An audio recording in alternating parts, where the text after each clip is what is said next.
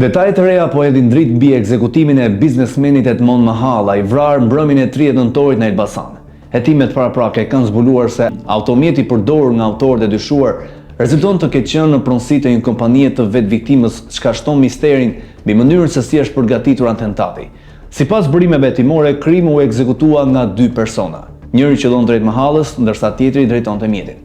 Pas sulmit, autorët përdorën një automjet tip Audi, të cilën e dogjën më vonë në fshatin Mirak. Në makinën e djegur nuk u gjetën armë apo sende të palishme, duke lënë të kuptohet se atentatorët kanë qenë të kujdesshëm dhe të mirë organizuar. Pamjet e sigurisë tregojnë se ata kishin monitoruar më herët zonën, duke njohur lëvizjet e objektivit. Ekzekutimi ndodhi pak minuta pasi Mahalla kishte lënë zyrën e tij në lagjen Emin Mantraxhiu, pranë biznesit dhe banesës së nënës.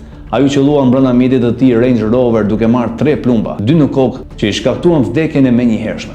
Policia mbërriti shpejt në vendngjarje, ngriti pika kontrollit dhe bllokoi daljet kryesore të qytetit, por autorët arritën të largoheshin në drejtim të aksit Elbasan-Librasht. Në vijim, mjeti i tyre u gjeti shkumbuar në Mirak, një metodë tipike për zhdukjen e provave. Në drejtimin e prokurorisë është ngritur një grup i posaçëm hetimor i cili po punon për të zbardhur motivet e mundshme dhe konfliktet e fundit që mund të ketë pasur viktima. Familjarë dhe personat të afërt të Mahallës kanë dhënë tashmë dëshmitë e para, ndërsa hetimet po vijojnë intensivisht për identifikimin e autorëve.